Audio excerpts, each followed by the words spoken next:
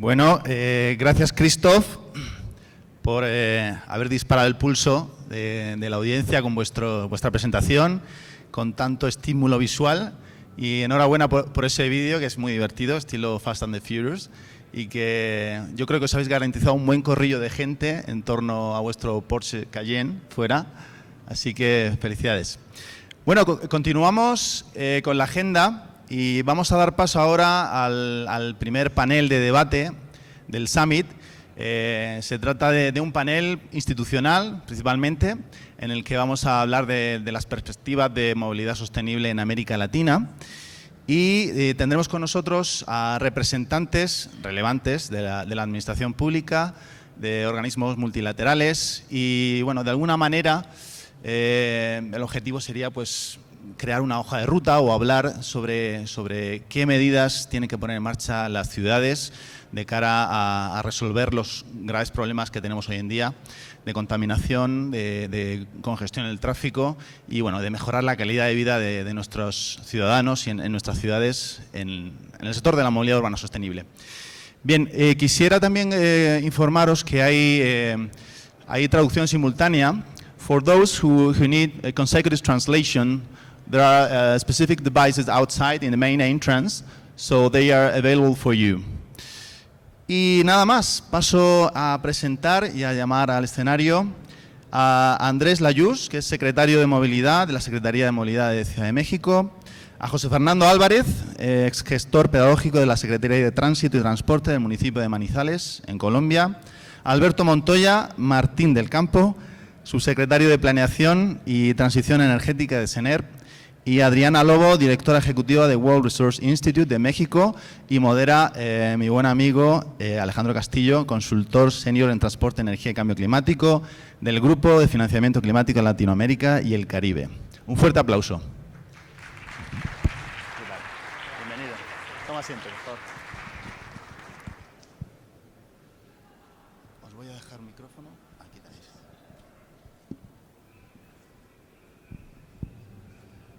Bienvenido. Muchas gracias. Muchas gracias. Toma asiento, por favor. Gracias. Bienvenido. Hola, ¿qué tal? Toma asiento. ¿Qué tal? Gracias. ¿Tienes micro? Gracias. Hola, ¿cómo estás?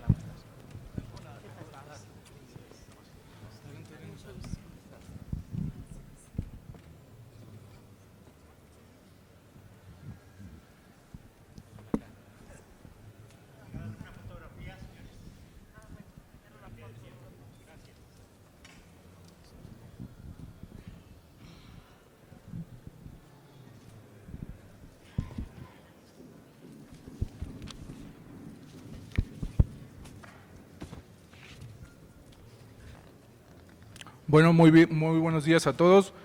Primero que nada quisiera agradecer al equipo de LATAM Mobility por la invitación y por la organización del evento, que ha sido excelente, y por la gran cantidad de personas de alto nivel que tenemos en el evento. Me complace presentarles a nuestro equipo nuevamente. Tenemos a Adriana WRI, al secretario de Movilidad de la Ciudad de México, a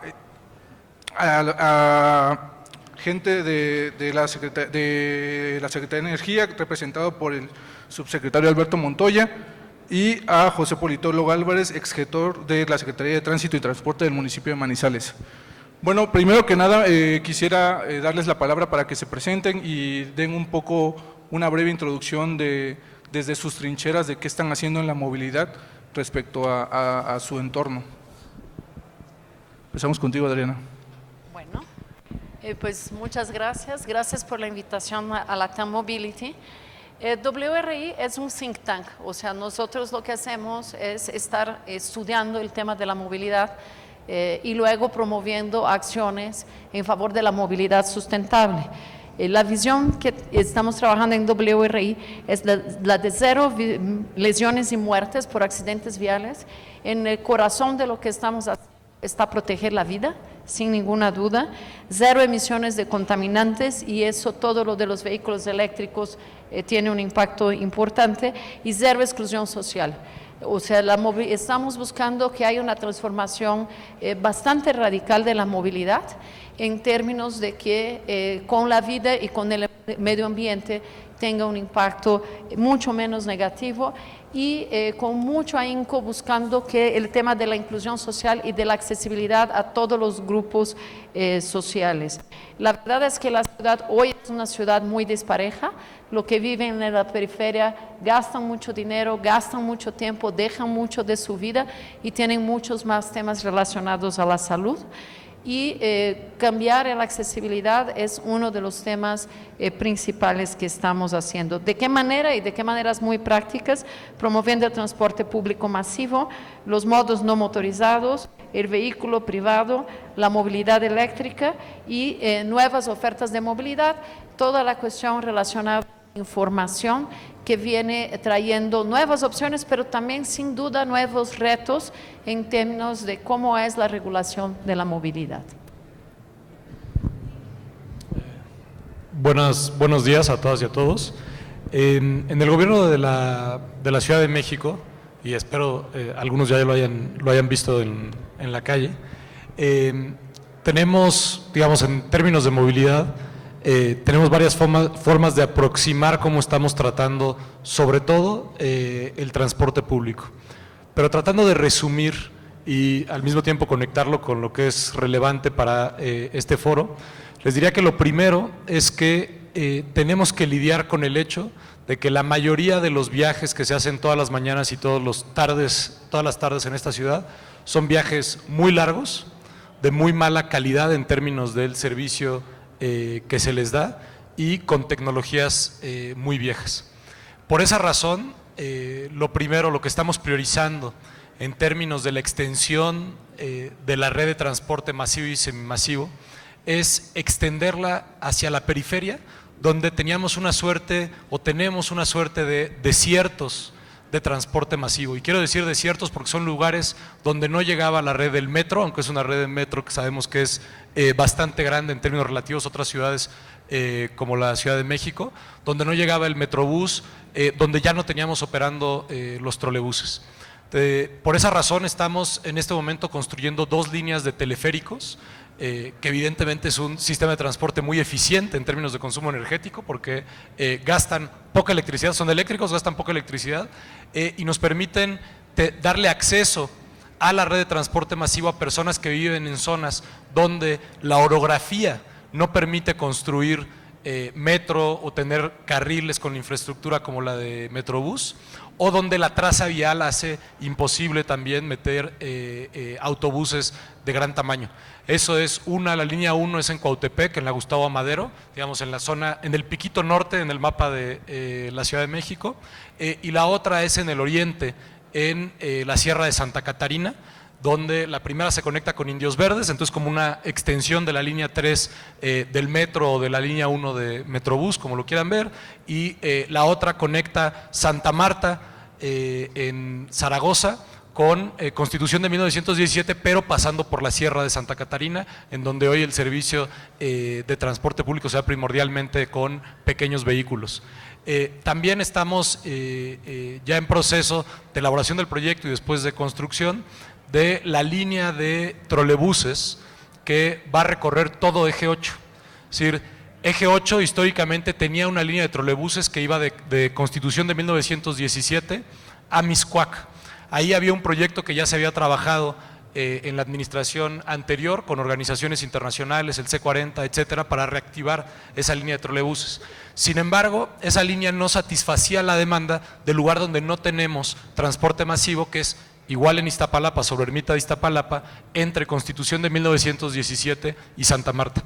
Entonces vamos a empezar por construir la infraestructura para tener ahí una línea de trolebuses y de ahí reactivar la que está de Constitución de 1917 hasta Mixcoac.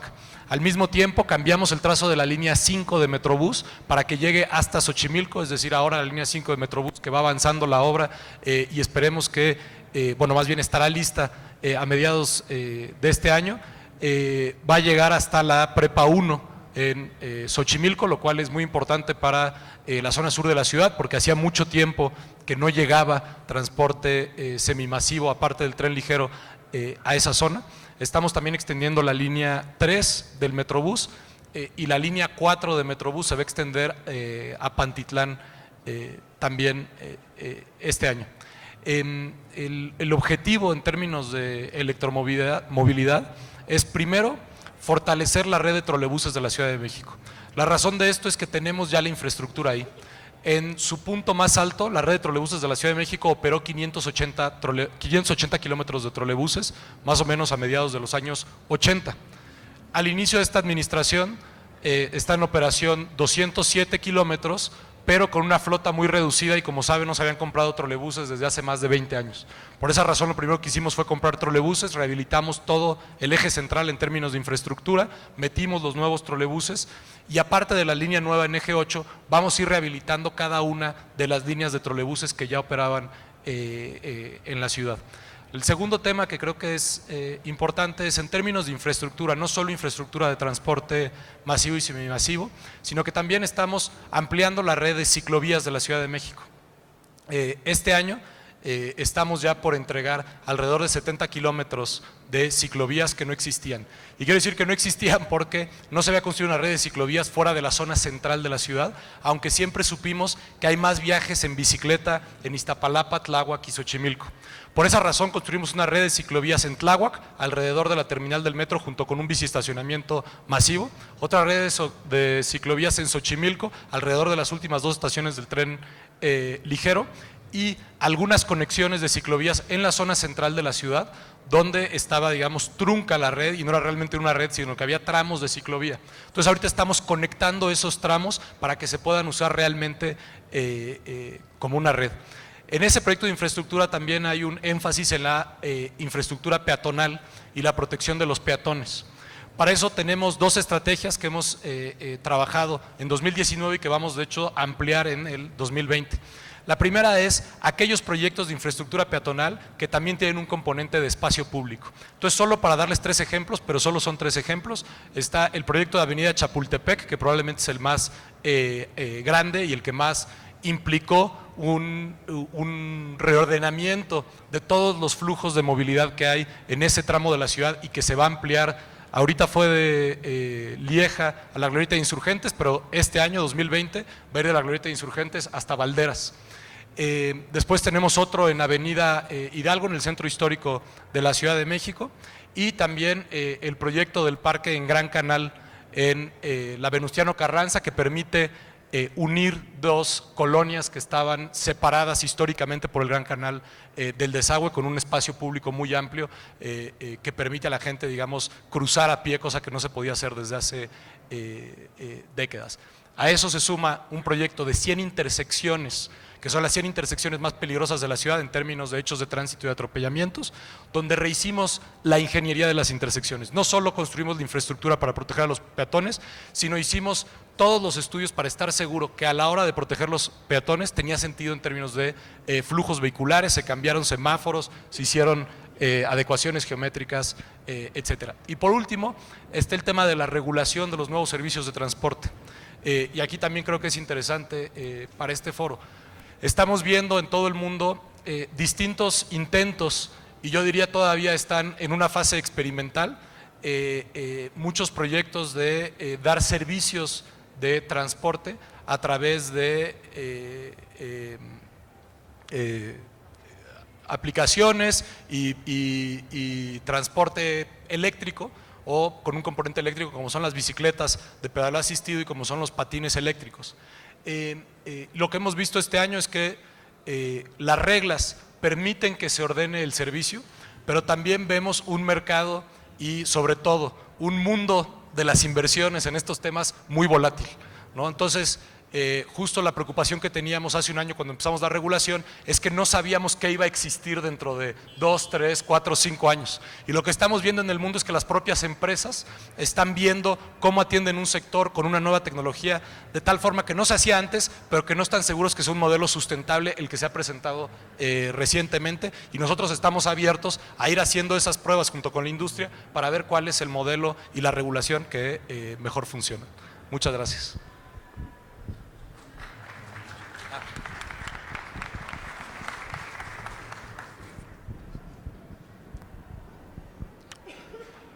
Adelante, Alberto.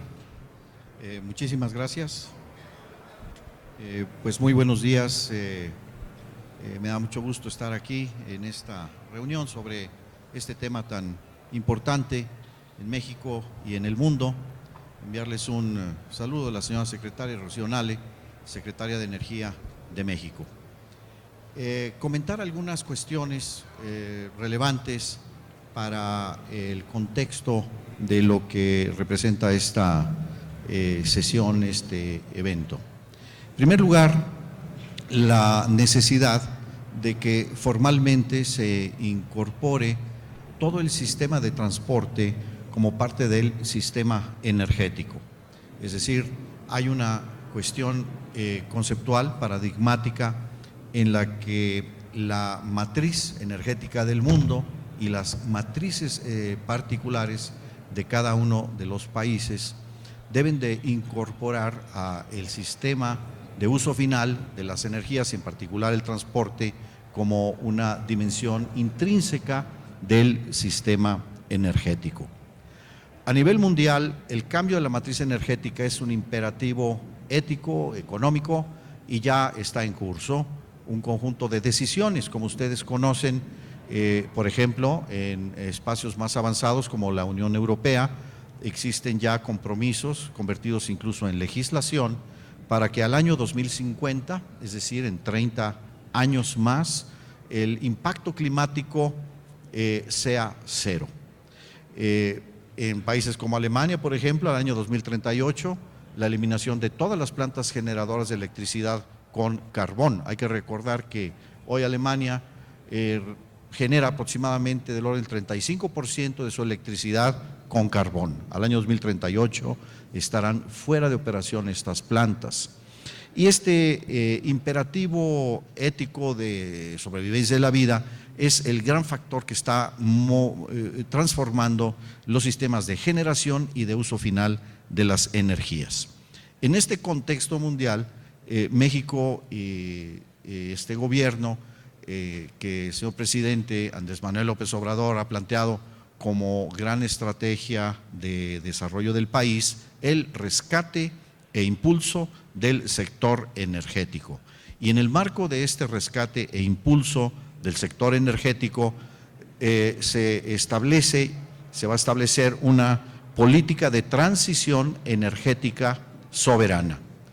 En la actualidad, el balance energético de México representa aproximadamente un 87% de su energía primaria sustentada en energías fósiles, 10.4 energías renovables, 2.4 energía nuclear.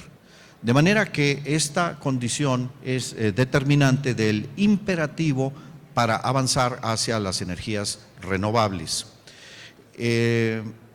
Recordar también que las reservas probadas de hidrocarburos, incluyendo el gas condensado convertido a petróleo crudo equivalente y relacionando la tasa de extracción diaria en relación a las reservas probadas, le dan a México un orden de aproximadamente 8.5 años de reservas probadas 1P. De manera que con inversiones adicionales podríamos extender la posibilidad de tener hidrocarburos 2, 3, tal vez 4 lustros más. Es lo que hoy tenemos. De manera que para México la transición energética no es opcional, es un absoluto imperativo y que por lo tanto se convierte en algo que debemos de ver como una política de Estado.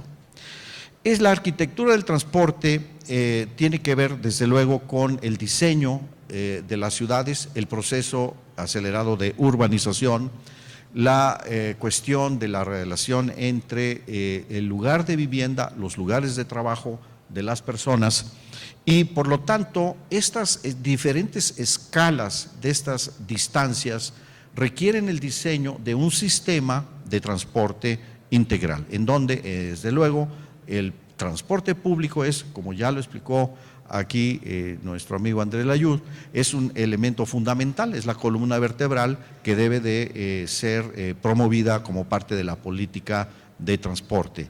Pero el transporte requiere distintas escalas, distintos tipos de vehículos que deben ser diseñados en función de las necesidades de los distintos usuarios en sus distintas actividades. En el caso de México, tenemos aproximadamente 47 millones de vehículos, incluyendo ahí vehículos ligeros, de transporte, de carga y motocicletas. Prácticamente todos hoy son movidos por hidrocarburos. De manera que el proceso de ampliación y de sustitución de la actual parte vehicular es parte fundamental de la estrategia de desarrollo del sistema energético en los próximos 20 y 30 años. Los mexicanos aproximadamente compramos, llegamos a tener una compra anual de 1.6 millones de vehículos por año y automotores, y actualmente entiendo aproximadamente el año pasado se ha reducido esta cantidad a 1.1 millones. De manera que el mercado en México en los próximos 20 años es del orden de unos 30 millones de vehículos que vamos a comprar los mexicanos. Y esto es una idea del orden de magnitud del esfuerzo que se tiene que hacer para la sustitución de este parque vehicular, la creación de un nuevo sistema de transporte basado en la electromovilidad. Imaginen ustedes que en México estuviéramos estableciendo criterios como ya se han establecido en algunos países europeos, de que la mitad de los vehículos eléctricos estén funcionando dentro de los próximos 10 años, algunos en 20 años. Entonces, esto implica que hay una intensísima evolución de este proceso. Los cambios en la industria automotriz del mundo son inminentes, son acelerados. Como todos sabemos, un motor de un vehículo de combustión tiene, vamos a decir, del orden de 1000 partes. Un vehículo eléctrico, pues los motores tienen un número de escala significativamente menor, lo cual abre oportunidades de transformaciones en los procesos de manufactura, producción de los vehículos y por lo tanto también de la creación de nuevos sistemas de producción y manufactura de este sistema eléctrico.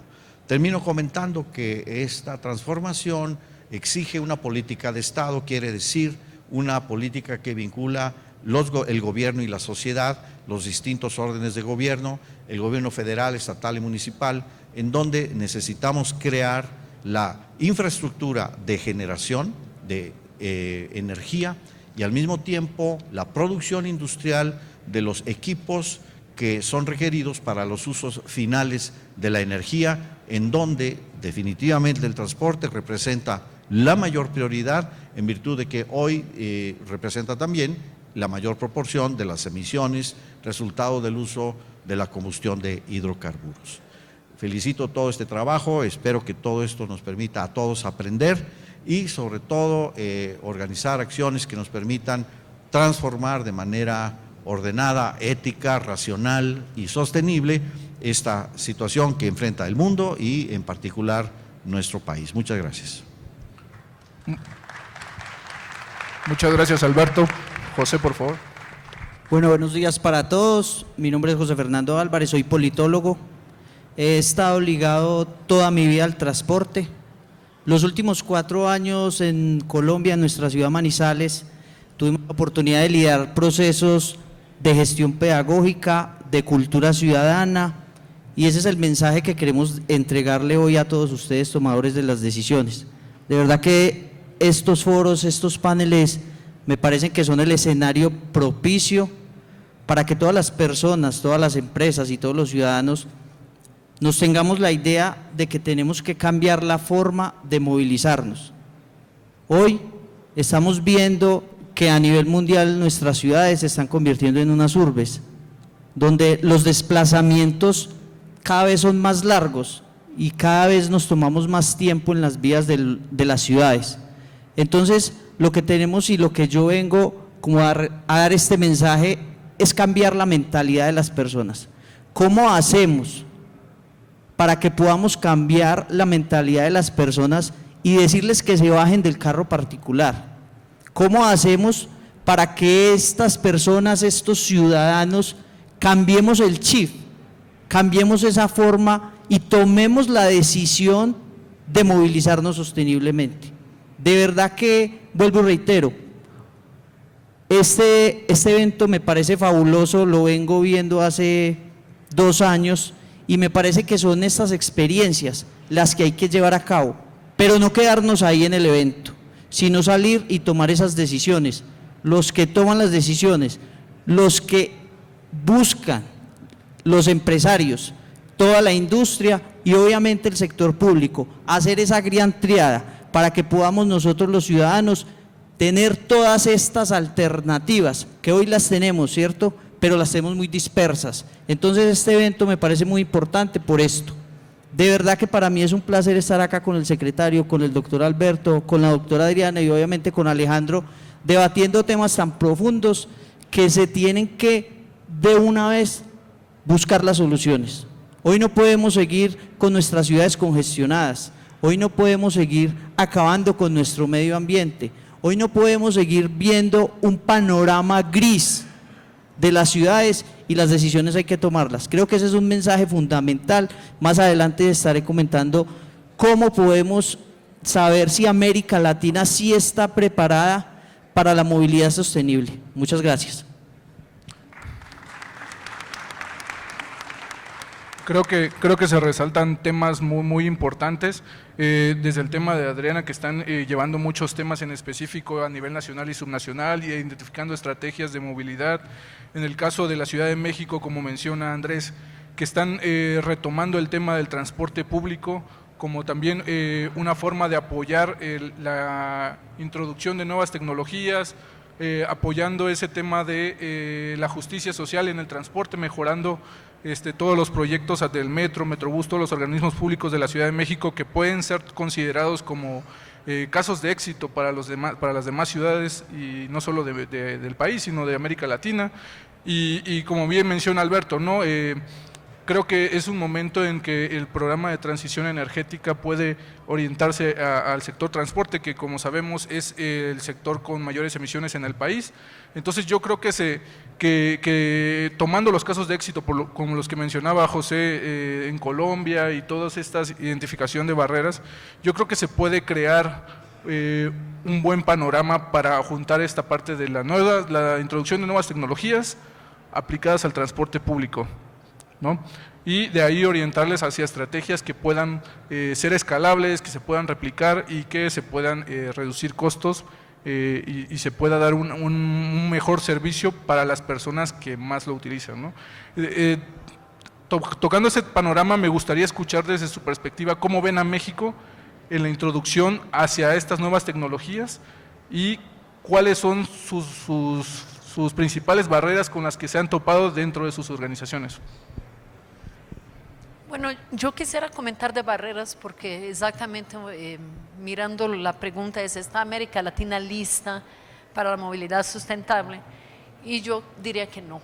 Y no porque hemos encontrado barreras muy importantes. Creo que estamos dando pasos muy importantes. Uno ve lo que está haciendo la Ciudad de México, lo que se está haciendo León. Muchas de las ciudades se están encaminando en temas relevantes, también Manizales, o sea, sí estamos trabajando muy ampliamente y si bien vemos pasos, todavía vemos barreras comunes y creo que vale la pena hablar de cuáles son las barreras comunes que hemos encontrado una y otra vez para poder sistemas masivos, para colocar sistemas más seguros, luego también para la barrera de las aplicaciones.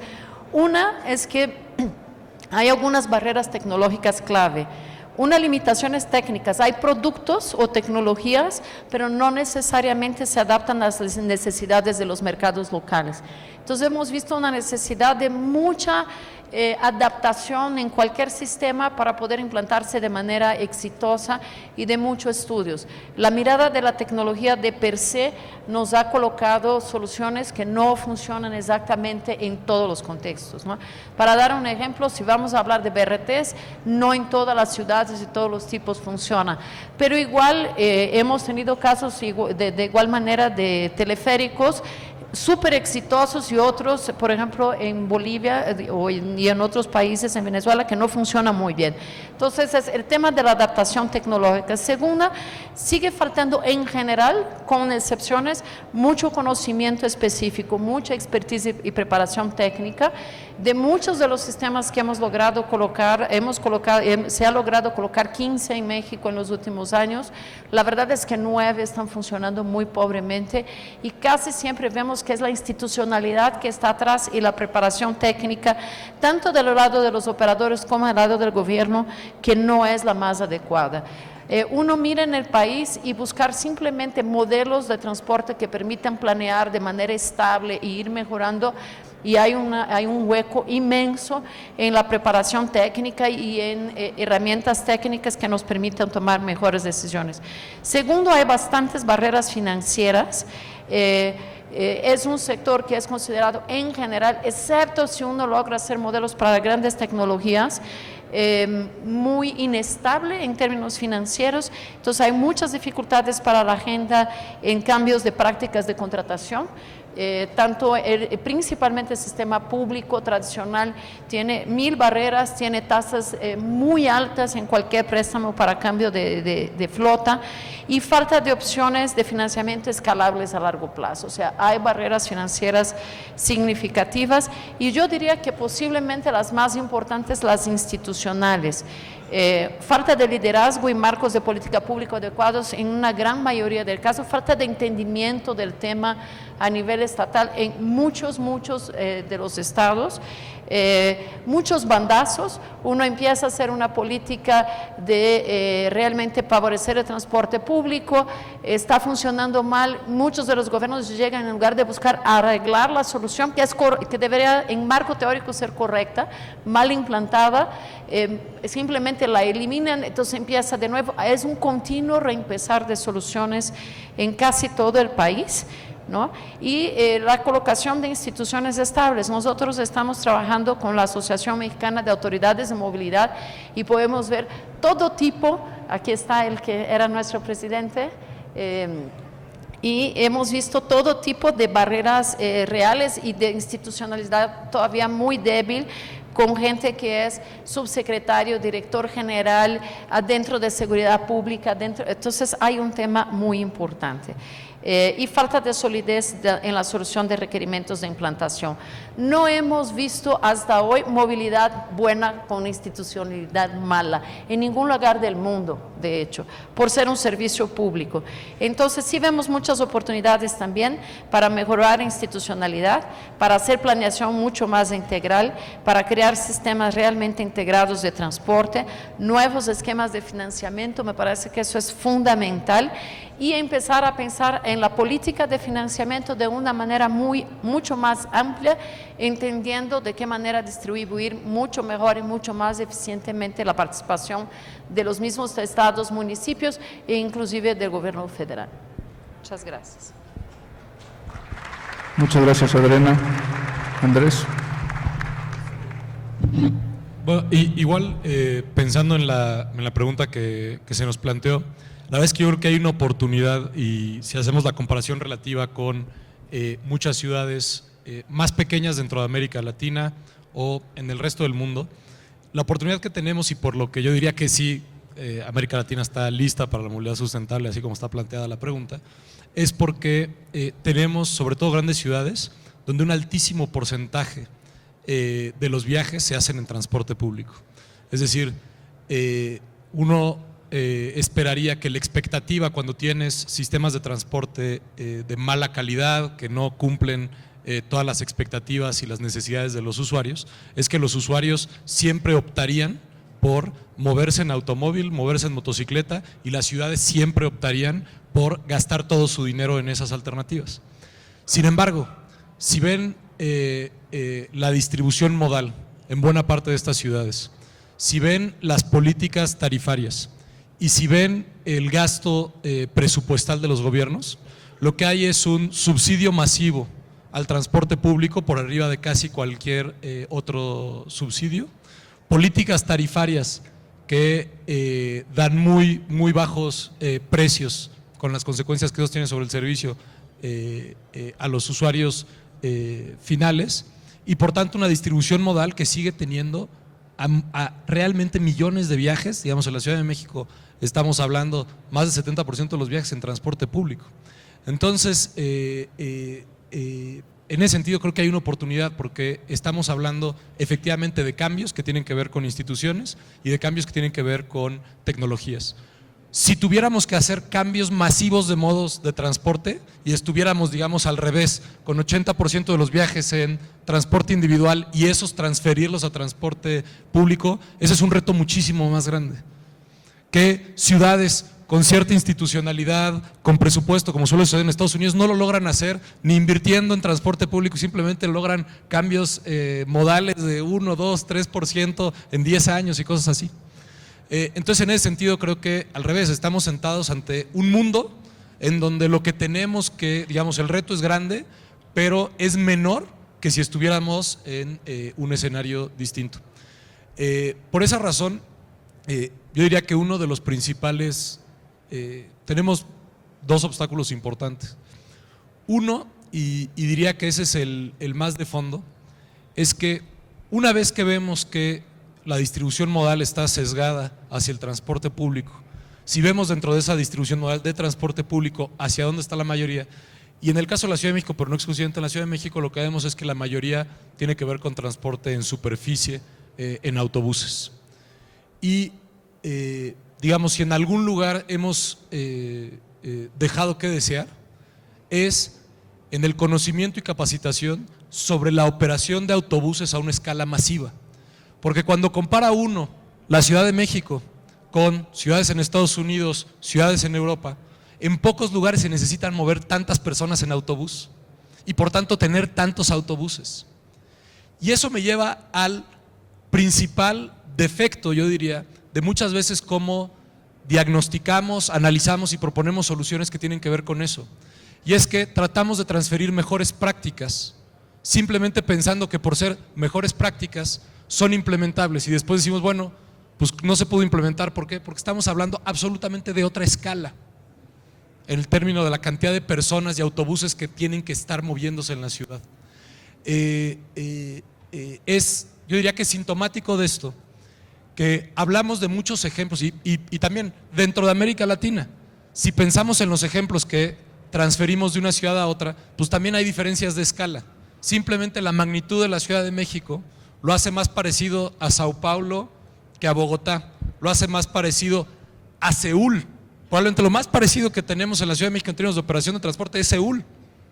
Lo hace mucho más parecido, porque es otra escala, es otro volumen, son otras distancias.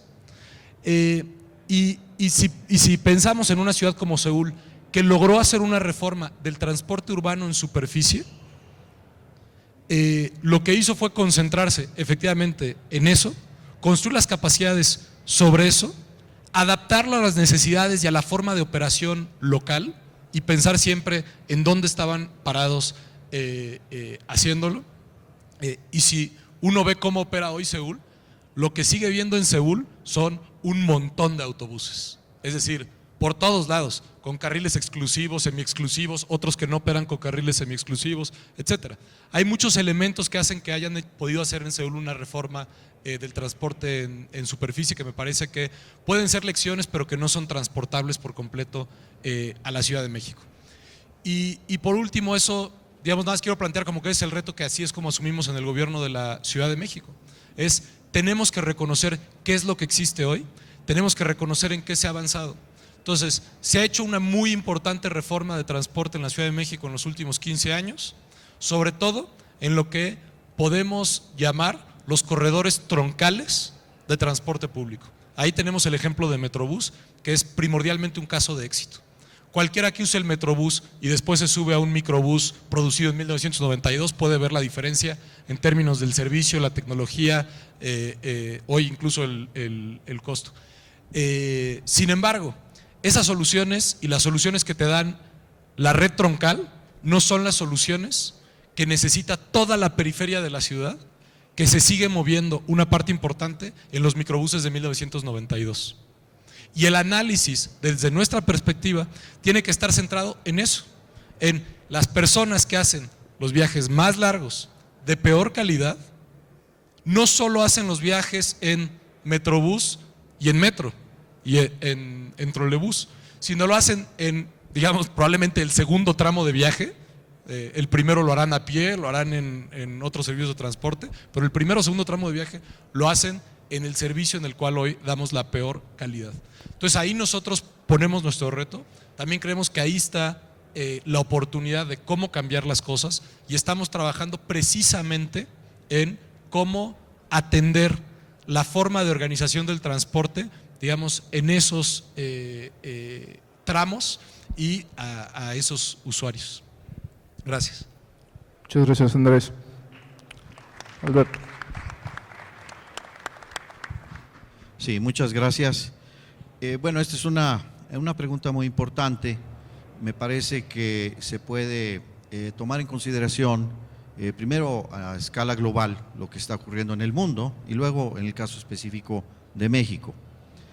A nivel global, el sistema energético es parte de un sistema económico y el principal obstáculo que existe en la posibilidad de acelerar estos procesos está en el conjunto de inversiones que hoy están localizadas en toda la cadena de valor de la industria de los hidrocarburos. Por lo tanto, el cambio de un sistema energético hacia otro tiene, en primer lugar, como todo proceso económico, desde las dimensiones financieras, industriales, comerciales, de uso y de todo un conjunto de industrias que dependen de este sistema energético. Entonces, no es una cuestión de un cambio tecnológico, es un cambio de un sistema energético por un lado, y por el otro lado, de un cambio de las energías primarias hacia otras energías primarias, de los hidrocarburos hacia energías principalmente renovables, nucleares principalmente. De manera que el principal factor que hoy frena la transición energética a nivel del mundo es la inercia de todo un sistema económico que da sustento a un sistema energético. Pero esto irá cambiando, me parece a mí, muy rápidamente. En segundo lugar, en el caso de México, la construcción de una transición energética soberana involucra el pensar justamente cuáles son las demandas de la sociedad en las próximas décadas, las demandas de energía en todo el sistema energético, en particular las demandas para la movilidad y para la movilidad de toda la economía, de los procesos productivos, el comercio, etcétera. Y que esto implica entonces el construir esa transición energética y construir estos nuevos sistemas de transporte conforme al diseño de nuestras condiciones y necesidades. Ya lo comentaba aquí nuestro compañero Layú, en el sentido de que las mejores prácticas pues están en función de las condiciones particulares, demográficas, de distancia, de arquitectura urbana, de escala de ciudades, y en el caso de México pues observamos unas concentraciones urbanas muy grandes y por el otro lado una gran dispersión, y se tiene que dar respuesta a todas esas necesidades, y eso requiere el diseño de un conjunto de sistemas de transporte y de vehículos que corresponden a esas necesidades. Para eso es necesario el desarrollo de ciencia y de tecnología nacional. Entonces vamos a trabajar en esa dirección y a avanzar hacia el proceso de producción industrial de los bienes de capital, de los equipos de uso final de la energía que permitan satisfacer estas necesidades. Entonces, en efecto, hay restricciones, hay dificultades, hay obstáculos, pero yo creo que más bien corresponden a un proceso inercial de desacoplamiento del anterior sistema hacia el nuevo sistema de energías renovables que se aplican en no solamente el transporte, sino en todos los usos finales de la energía.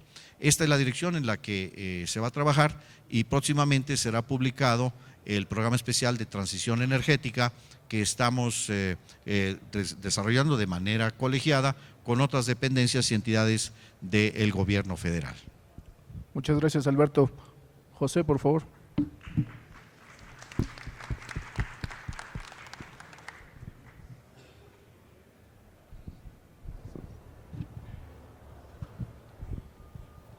Bueno,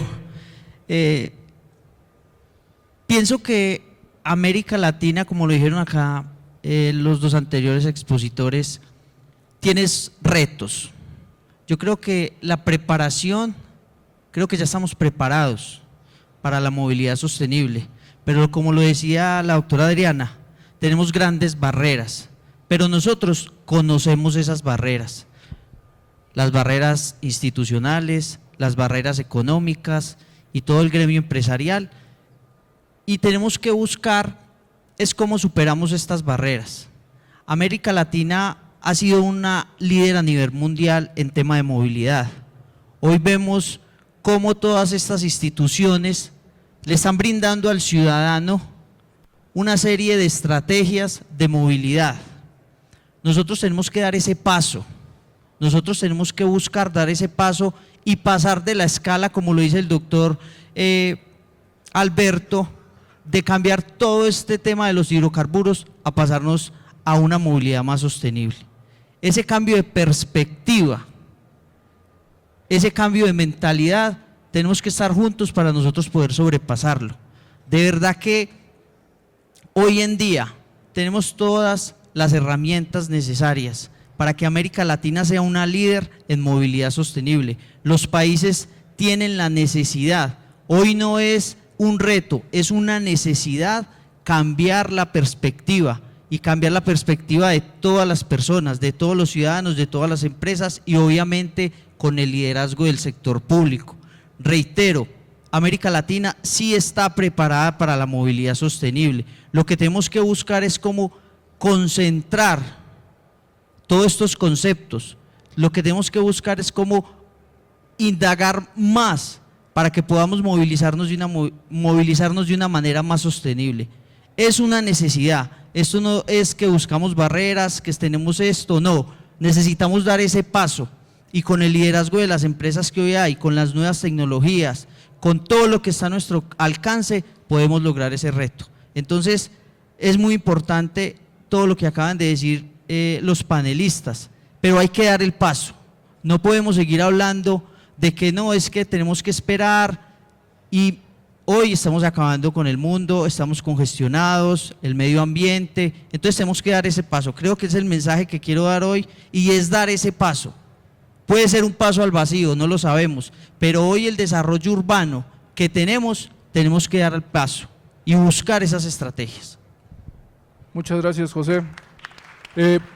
Pues muchas gracias a los panelistas. Creo que se identificaron cuestiones muy importantes que se pueden leer entre líneas y creo que una frase con la que podemos cerrar bastante bien es saber identificar los procesos y eslabonamientos productivos para poder migrar hacia una nueva movilidad sostenible y con ello identificar cuáles son las potenciales ventajas, como bien mencionaba Alberto, de no solamente los beneficios de la movilidad, sino identificar todos esas cadenas productivas locales que se pueden formar y el tema de la transición energética. Y le voy a dar 30 segundos rapidísimo a Adriana porque tiene un tema que yo creo que en estos tiempos es muy importante tomarlo en cuenta. Por favor, Adriana, un poquito. Bueno, considerar que, como en muchos sectores, la necesidad de hacer un esfuerzo por el tema de género en ese sector, que es el sector de la movilidad. Yo pediría que las mujeres que están presentes se levanten, muchas felicidades. Creo que desde los paneles estamos en algunos esfuerzos de Women in Motion y realmente de buscar hacer ese de manera mucho más adrede un sector con mucho mayor participación de las mujeres. Muchas gracias. Gracias, Adriana. Jaime. Muchísimas gracias. Hacemos una foto recuerdo del panel.